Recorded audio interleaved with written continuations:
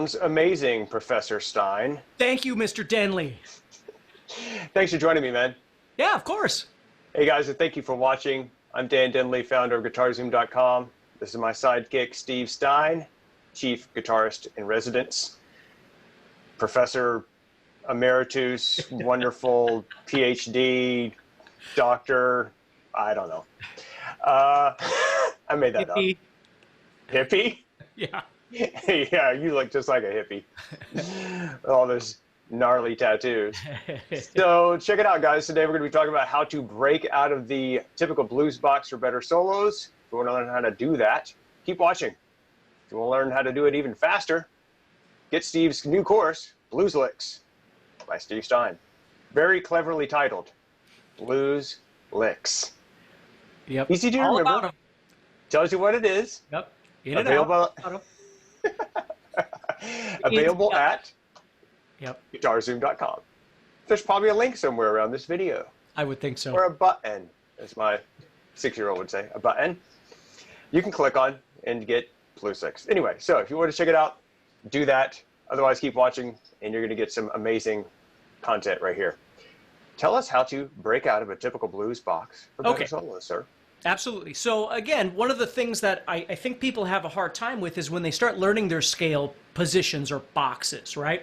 You learn the first box we can call first position or first box of minor pentatonic. And then you learn the second. And you learn the third and so on. And the problem is when you go to actually use those in your playing oftentimes, you just wind up playing up and down. Like you'll go into a position and you'll move up and down and move over and then move up and down. And I think part of the trick is learning how to kind of slide in and out of those positions. So I thought what would be fun today is to talk about some things to give you some practice ideas. So for instance, Sounds amazing. if I was in the first position of A minor pentatonic, I'll call this the first position here. One of the coolest places to move in is right here on the 7th fret of the 3rd string. I can slide into the 9th fret, and now I'm into the second position, or second box, if you will. Now, in between those two notes, I have that blues note. So what I love to do is things like this, where it's a little bit of finger trickery, if you will, where I slide up with my 3rd finger, and now I'm ready to go with my 1st finger into the second position and do whatever it is I want to do. Okay, I'm starting to get it. So we're talking about horizontal movement across the fretboard with this, moving out of these boxes. Is that right? Yeah, really, I'm just using this as a slide point from the 7th fret to the 9th fret, and when I slide up on my 3rd finger, it repositions myself, so now I'm ready to do whatever it is I'd like to do in this second position. So one thing that I love to do is I'll go right to my 1st finger here and then use that blues note, where I was using it this way, over here. Well, now I'm using it as a hammer-on pull-off right here.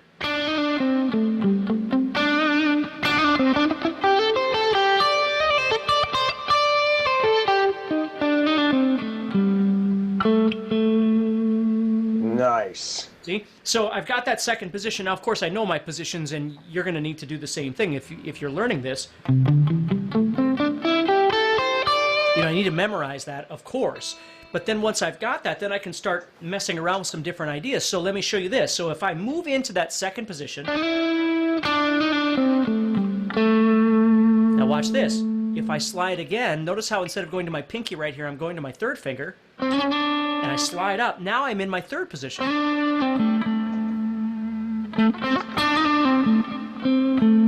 And I'm doing those same notes.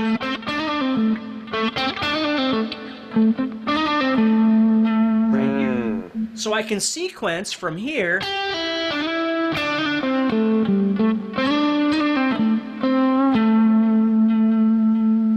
So cool. Yeah. Now there's more, but I want to show you that first because it's really fun. Once you start learning what I've often referred to as pivot points, where you start learning certain places that you can move from one position to the next. You know, instead of thinking of it as just a wall and you just have to constantly move everything up, sometimes all you need is just a little crack in the wall. You just need to slip through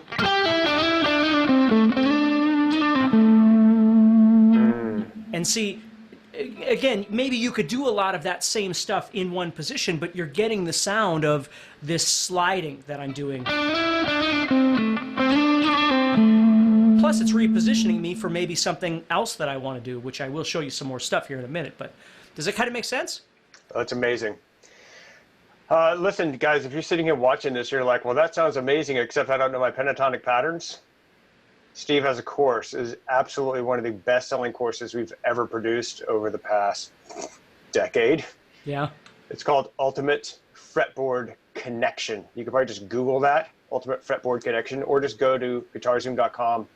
It's there. It's a very reasonably priced course, and it teaches you all of the pentatonic patterns and how to connect all of those pentatonic patterns and with the diatonic scales. So it gives you the foundation of what he's building on right now. So if you're sitting there and like, this sounds amazing, I want to know how to do that, but he just said I need to know these patterns before I can, that's the course to get, Ultimate Fretboard Connection, available at guitarzoom.com. This is all about blues licks, how to break out and connect these horizontal movements between these patterns, which is just, when this just takes a whole new dimension, adds a whole new dimension to your solos once you're able to do that. Keep going, my friend. Okay, so now if you think about it, we went from first position into second, slid up into third. Well, watch this. Now, I'm sitting right here with my third finger. Remember, I did this. Slid up. I'm sitting right here. I can drop down, but I'm right here. So all I need to do from this point is just slide up.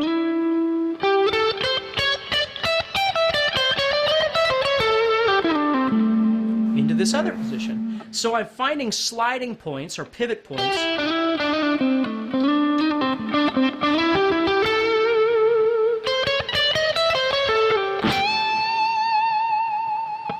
Wow. And I don't just have to slide forward. I mean, I can slide backward at any time too. And you know, I show you a bunch of different things like this in the course, but I'm just showing you one to try and work on so you can just sort of focus on it. Again, you don't have to play exactly what I'm doing right now. It's just the idea of being able to visualize. Again, if you think about it as a crack in the wall, you're just trying to slide through in a particular place.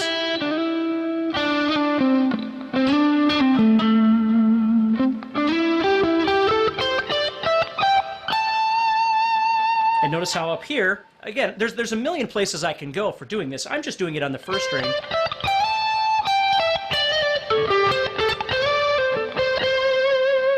And you've got to find which ones feel best for you, but this is a really great place to start learning how to navigate around the whole fretboard. I would say one thing, guys, I don't know if you noticed, but he's actually, when he's pivoting from these different positions, he's pretty much staying in the middle of the fretboard. He's not really using the first or the sixth string that much. He's using those kind of notes that allow him to pivot in those middle strings. Is that right? Well, absolutely. But, of course, there are ones... Okay. You know, there's a million ways to navigate this sort of thing, and that's half the fun. But the first thing you have to do is you have to learn to visualize. You know, I always tell students, if you can see it, you can play it. And what I mean by that is if you can visualize it in your head, right? If you don't look at your guitar and see just a blank screen, but you can actually visualize like two boxes, if you will, or two positions connected together, you can start learning.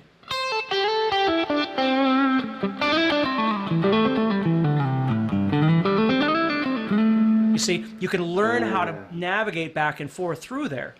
And then as you get more comfortable with that, of course, then if you know where your blues note is or something like that, you can start adding some of that in around there as well. But you don't want to get overwhelmed. Just take it step by step, just nice and easy, kind of learning how to do it. So, you know, I always tell people, if you don't know all the positions of your fretboard, just start with two. Just start with the one you know, and then one that connects to it, and just learn to move around, you know, learning how to play more dynamic, you know. Like, don't forget about the things that make music sound like music, that makes a guitar sound like a voice, right?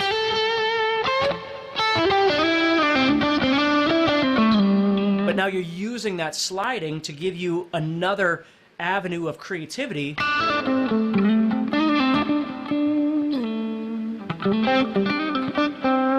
And again, I'm really concentrating on how things sound, not just that I am playing, but how does it sound when I play.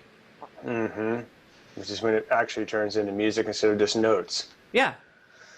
Very cool, dude. Even without a backing track or anything, you can just extract an idea that you like, you know, whether it's a lick or a movement or something like that. You just extract that idea and you just turn off the metronome and you turn off the backing track and you just practice playing it, and then you practice listening to it while you play it. And then you practice responding to it while you play it. So you're thinking about not just that you are playing it, but how does it sound when you play? Can you stretch the length of the idea that you're doing by slowing things down or speeding it up or whatever it is you'd like to do? You know, think of it like an accordion. You're deciding how fast or how slow you want to play different phrases. See as you play.